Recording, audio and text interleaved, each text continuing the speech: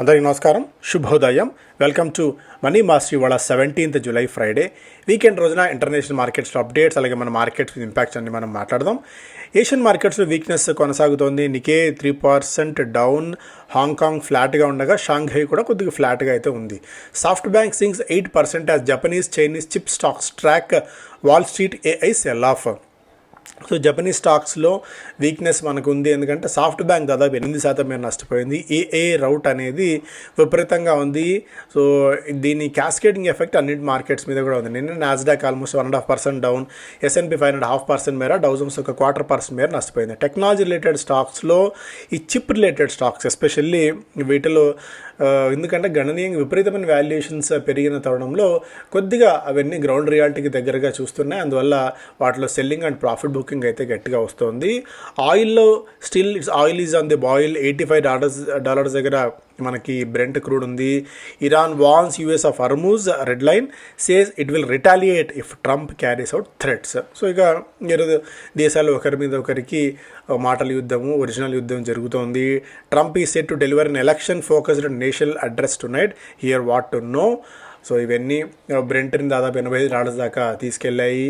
గోల్డ్లో కొద్దిగా బలహీనత ఉంది. బిలో $4,000 దగ్గర యాజ్ ఆఫ్ గోల్డ్ అయితే ట్రేడ్ అవుతుంది. Ounce gold. సిల్వర్ $55 దగ్గర కొనసాగుతుంది. మేజర్గా ఇంటర్నేషనల్ మార్కెట్స్ నుంచి అప్డేట్స్ ఇవి. క్రిప్టో కరెన్సీస్లో బిట్ కాయిన్ $63,000 పైన స్థిరంగా కొనసాగుతోంది. ఇవన్నీ కూడా మనకి ఇంటర్నేషనల్ మార్కెట్స్ నుంచి అప్డేట్స్ పరంగా మనం చూసినట్టయితే. సో మన మార్కెట్స్ విషయానికి వచ్చినట్టయితే మన మార్కెట్స్లో స్టాక్ స్పెసిఫిక్ యాక్షన్, ఎందుకంటే మేజర్గా రిజల్ట్స్ సీజన్ కిక్కిన్ అయింది కాబట్టి కంపెనీస్ రిజల్ట్స్ ఫ్లోయింగ్ బాగా ఉంది.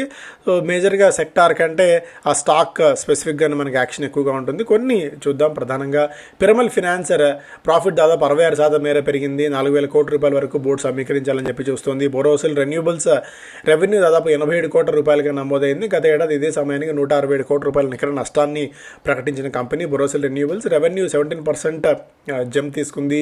ఎబిట్ మార్జిన్స్ 18 నుంచి 31% పెరిగాయి. ఒక 14 కోట్ల రూపాయల అదర్ ఇన్కమ్ రావడం కూడా మేజర్గా ఇక్కడ ఒక ప్రధాన అంశంగా ఇక్కడ చూడాలి. ఇందులో కూడా 202 కోట్ల రూపాయల వన్ టైం లాస్ వచ్చినప్పుడు కూడా కంపెనీ మంచి ప్రాఫిట్స్ని కనబరిచింది.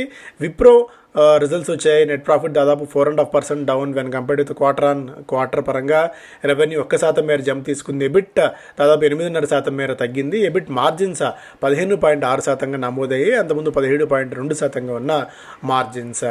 ఐటీ సర్వీసెస్ రెవెన్యూ 1.4% మేర తగ్గింది. అట్రిషన్ 13.9% ఇక్కడ ఉంది అన్నట్టుగా కూడా కంపెనీ చెప్తోంది.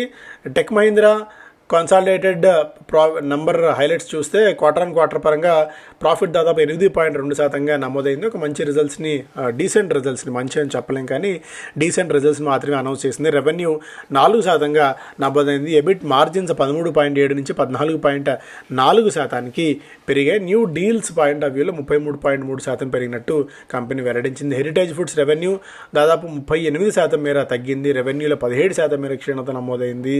ఎబిట్ మార్జిన్స్ 6.5 నుంచి 4.6% తగ్గాయి. సో ఓవరాల్గా ఒక వీక్ పర్ఫార్మెన్స్ని హెరిటేజ్ ఫుడ్స్ కనబరిచింది. అలోక్ ఇండస్ట్రీస్ రెవెన్యూ 6.5% మేర పెరిగింది. లాస్ 138 కోట్ల రూపాయల నికర నష్టాన్ని కంపెనీ ప్రకటించింది. అంతకుముందు 172 కోట్ల రూపాయలుగా ఉండేది. ఇయర్-ఆన్-ఇయర్గా మనం చూస్తే జియో ఫైనాన్షియల్ నెట్ ప్రాఫిట్ 830 కోట్ల రూపాయలుగా నమోదైంది. అంతకుముందు 325 కోట్ల రూపాయలుగా ఉండేది లాస్ట్ ఇయర్ ఇదే క్వార్టర్లో. సిఎట్ ప్రాఫిట్స్లో దారుణమైన క్షీణత, బికాజ్ ఈ క్రూడ్ విపరీతంగా పెరగడము, వీటన్నిటి కారణంగా ఈ రా మెటీరియల్ హైక్ వల్ల ధరలు ప్రాఫిట్స్ ఇంతగా తగ్గాయని చెప్పి కంపెనీ చెప్తున్నప్పటికీ 112 కోట్ల రూపాయల నుంచి 4 కోట్ల రూపాయలకి ప్రాఫిట్ తగ్గింది. రెవెన్యూలో 22% మేర జంప్ ఉన్నప్పటికీ ఎబిట్ దాదాపు 5.7% ఎబిట్ తగ్గింది. ఎబిట్ మార్జిన్స్ 11 నుంచి 8.5% తగ్గాయి. కెపాసిటీని పెంచబోతున్నట్టు కూడా కంపెనీ వెల్లడించింది. ఇక స్పెసిఫిక్ స్టాక్స్ పరంగా ఓఎన్జీసీ వాళ్ళ Fitch affirmed BBB- stable rating and upgraded to SCP to BBB+ rating, అంటే వాళ్ళు తీసుకునే నిధులకు సంబంధించి. టాటా మోటార్స్ యూకో బ్యాంక్తో ఒప్పందం కుదుర్చుకుంది. MOU ఫర్ కమర్షియల్ వెహికల్ ఫైనాన్సింగ్కి సంబంధించి. HCL టెక్ 7-year అగ్రిమెంట్ కుదుర్చుకుంది. Guardian partnership and acquired Garden India for $10.5 million. 2,000 employees దీంతో జాయిన్ కాబోతున్నారు ఈ వ్యవస్థలోకి. ప్రీమియర్ ఎనర్జీస్ కొత్తగా ప్రీమియర్ బ్యాటరీ టెక్నాలజీస్ అనే కొత్త కంపెనీని ఇన్కార్పొరేట్ చేసింది. స్కై గోల్డ్ అండ్ డైమండ్స్ వాళ్ళ సబ్సిడరీ దాదాపు 11 కోట్ల రూపాయల వరకు ఫ్రాడ్ లాస్ని రిపోర్ట్ చేసినట్టు వెల్లడించింది. కేఫిన్ సింగపూర్లో $2 మిలియన్ వరకు ఇన్వెస్ట్ చేయబోతోంది. కోల్ ఇండియా వాళ్ళ ఖావడా గుజరాత్లో 300 మెగావాట్ల సోలార్ పవర్ ప్రాజెక్టులో భాగంగా 200 మెగావాట్లను కమిషన్ చేసినట్టు వెల్లడించింది. ప్రెస్టేజ్ ఎస్టేట్స్ మొదటి క్వార్టర్లో ప్రీ సేల్స్ 6,000 దాదాపు 580 కోట్ల రూపాయల మేర పెరిగినట్టు కంపెనీ వెల్లడించింది. సో కార్పొరేట్ యాక్షన్స్లో 3M ఇండియా ₹346 డివిడెండ్ ప్రకటించింది. ఇండియన్ హ్యూమ్ పైప్స్ ₹3 మేర, HCL టెక్ ₹12 మేర డివిడెండ్ ప్రకటించింది. మిగిలిన స్టాక్స్లో కూడా కొద్దిగా గొప్ప యాక్టివిటీ ఉందేమో చూద్దాం. So JSW steel, Tata tech, Reliance ఇవన్నీ కూడా రిజల్ట్స్ అనౌన్స్ చేయబోతున్న జాబితాలో ఉన్నాయి. రిలయన్స్ సాధారణంగా శుక్రవారం సాయంత్రం పోస్ట్ మార్కెట్ రిజల్ట్స్ అనౌన్స్ చేస్తుంది. దీంతో ఏదన్నా ఉన్నా కూడా మార్కెట్ ఈ 2 days డైజెస్ట్ చేసుకుంటుందని చెప్పి భావించి మళ్ళీ మండే రోజున యాక్షన్ ఉంటుంది కాబట్టి అలాంటి థాట్ ప్రాసెస్ని చాలా కాలం నుంచి వాళ్ళు చేస్తున్నారు. విప్రో ఆల్రెడీ డిస్కస్ చేసాం, జియోఫిన్ డిస్కస్ చేసాం. ఐటీసీ హోటల్స్ మంచి పర్ఫార్మెన్స్ని కనబరిచింది. ప్రాఫిట్ దాదాపు 36% దాకా పెరిగి 180 కోట్ల రూపాయలుగా నమోదైంది. Maruti Suzuki consumer disputes redressal రాయ్పూర్లో వాళ్ళు ఇచ్చిన ఒక ఒక ఆర్డర్ని ఛాలెంజ్ చేయబోతున్నారు. ఈ ఫ్యూయల్ కంటామినేషన్లో భాగంగా E20 కంపాటబుల్ వెహికల్ వీళ్ళకి ఇవ్వాలి, కస్టమర్కి ఇవ్వాలి అని చెప్పి ఆదేశాలు జారీ చేసింది. ఎందుకంటే ఒకవేళ ఇదే కనుక జరిగినట్టయితే ఇంకా దేశవ్యాప్తంగా ఎలాంటి ఏ ఇంజన్ ఇష్యూ వచ్చినా కూడా సో మారుతి వెనక్కి ఇవ్వాల్సి ఉంటుంది, కొత్త కార్లు ఇవ్వాల్సి ఉంటుంది. అందువల్ల దీన్ని గట్టిగా అడ్రస్ చేయాలని చెప్పి భావిస్తున్నట్టు ఉంది. యాక్మే solar holdings secured long term project financing 2,650 కోట్ల రూపాయల మేర ప్రాజెక్టింగ్ ఫైనాన్స్ గెలుచుకుంది REC నుంచి. రియాలిటీ ఫర్మ్ ప్రెస్టేజ్ ఎస్టేట్స్ 46% మేర క్షీణత సేల్స్ బుకింగ్స్లో ఫస్ట్ క్వార్టర్లో ఇదొక అప్డేట్. ఎకనామిక్ టైమ్స్ ఫస్ట్ పేజ్లో Jio gets green light for LEO constellation, government support in offering as in space finds proposal to launch 1,600 satellites.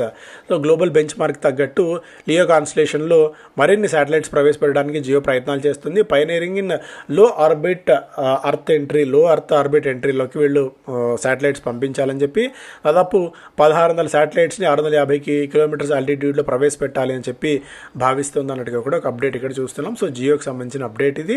At 42x subscription SBI funds management IPO draws record buzz. So SBI పేరు ఒకటే చాలు క్విబ్స్ దాదాపు 140 times subscribe అయింది. వాళ్ళ reserve కోటాతో పోలిస్తే qualified institutional bids ఓవరాల్గా ఒక మంచి బ్యాంక్ ఆన్ రెస్పాన్స్ని తీసుకుంది. State bank of India funds management దాదాపుగా 9,800 కోట్ల రూపాయల IPO అయినప్పటికీ కూడా దానికి 42 రెట్ల సబ్స్క్రిప్షన్ రావడం చూసాము.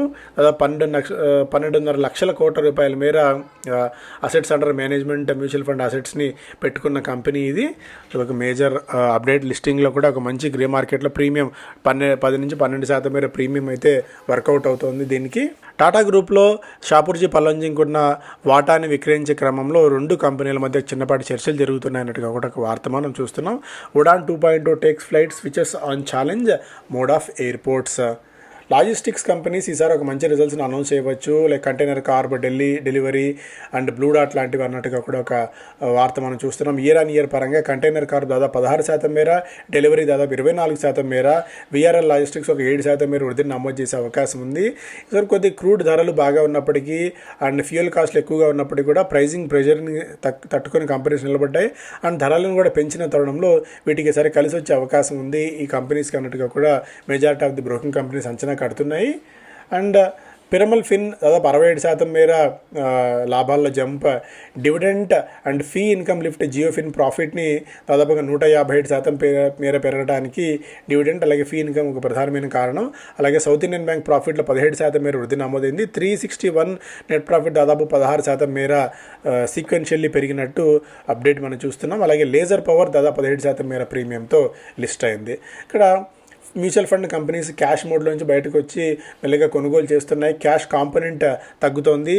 క్యాష్ ఏంటంటే క్యాష్ కంపెనీస్ ఎందుకు పెట్టుకుంటాయన్న మార్కెట్ ఆపర్చునిటీ ఉంటే అవాయిడ్ చేస్తూ క్యాష్ మోడ్లో ఉంటారు, క్యాష్ని పెట్టుకుంటూ ఉంటారు క్యాష్ హోల్డింగ్స్ని. ఇప్పుడు అలాంటి క్యాష్ హోల్డింగ్స్ కనిష్ట స్థాయికి దిగి వస్తుంది. క్యాష్ హోల్డింగ్స్ కేవలం 1.33 లక్షల కోట్ల రూపాయలుగా ఉంది ఓవరాల్గా ఉన్న అసెట్స్ అండర్ మేనేజ్మెంట్లో భాగంగా చూస్తే.